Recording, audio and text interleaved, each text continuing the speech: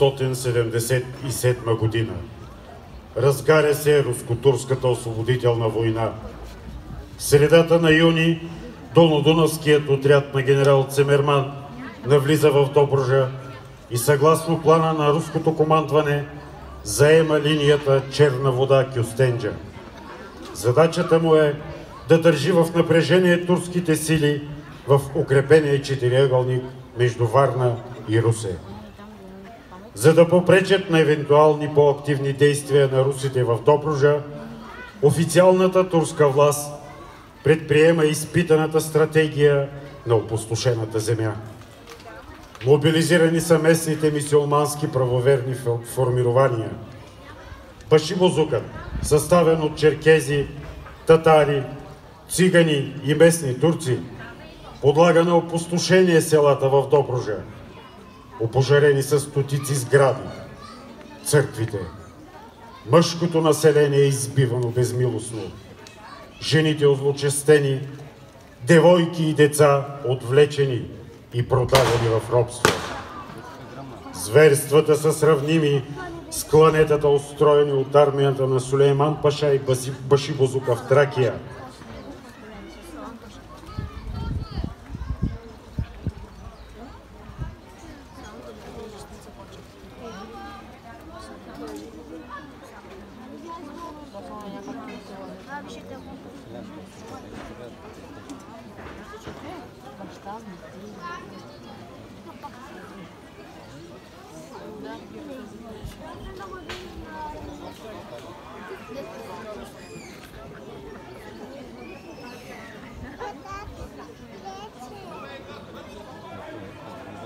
На места селените дават отпор, но са принудени да отстъпят пред многочислените нападатели. Оцелелите търсят спасение. Българи от цялата околност, измъчени, грабени, насилвани, намират закрила. Те са посрещнати и настанени от местните българи.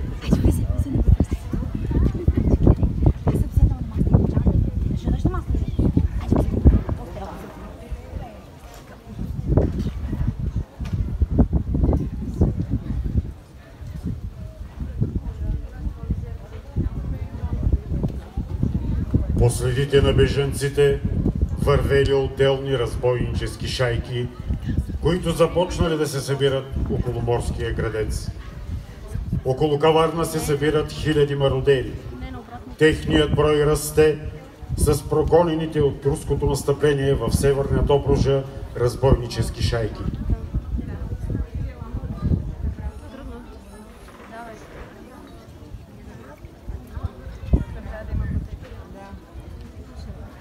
Каварна е укрепена с барикади, които започват от лозята край града.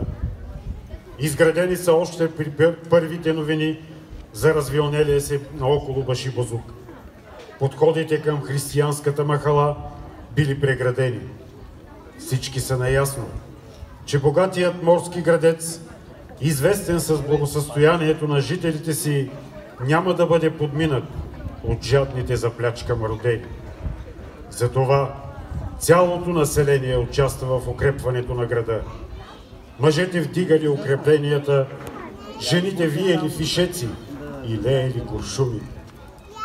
Каварненци отдавна били напуснали частните си работи и градецът представлявал дом на едно семейство. Ядене и пиене били общи. Никой за нищо не плащал. Абаджийските работилници раздали готовите джепкени, разкошно украсени с сърма и гайтани елеци, които християните нямали право да носят. Кожарите извадили наличните си ляси, специален колан за оръжие, също привилегия само на господарите. Така каварненци добили решителност и кураж, показали, че на робството вече е дошъл краят. Начело на това възбудено и ентусиазирано множество застава Андрей Василев Николов. Местен търговец, известен и като Амира. Той се отличавал с дъртост и енергичност, поради което бил припознат като водач на защитата.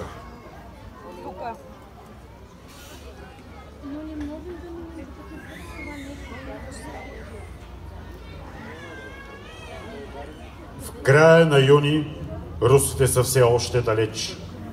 Каварненските първенци, съзнавайки угрозата надвиснала над града им, решават да потърсят закрила от официалната турска власт.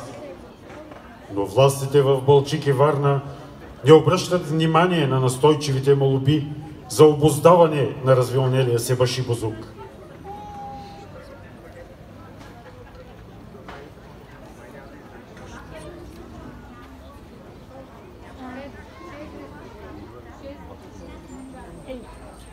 Едва на 10-тия ден в Каварна е изпратен балчишкият юзбашия Курт Мехмет Али.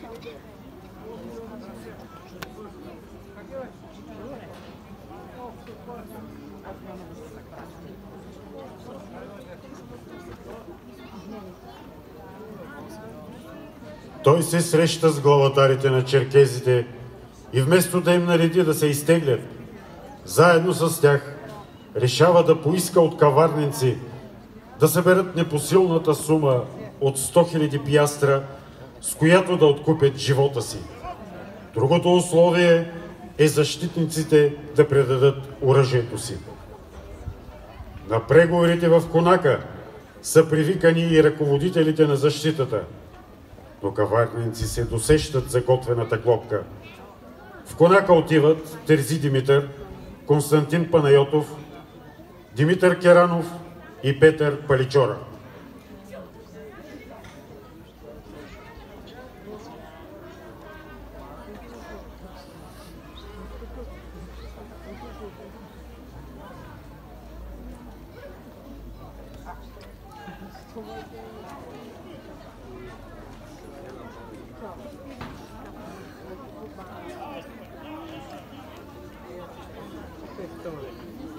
Поставен е изключително кратък срок за събиране на парите. Каварненци не успяват да осигурят исканата сума.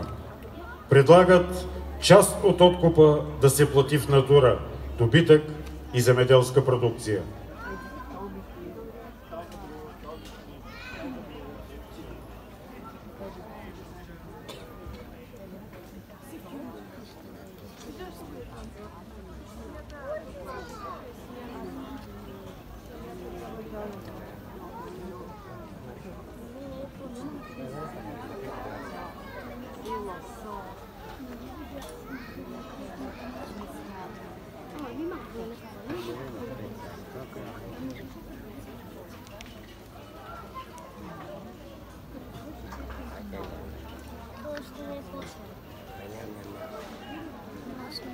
Разярените черкези се нахвърлят с извадени шашки върху първенците. Двама от тях са убити.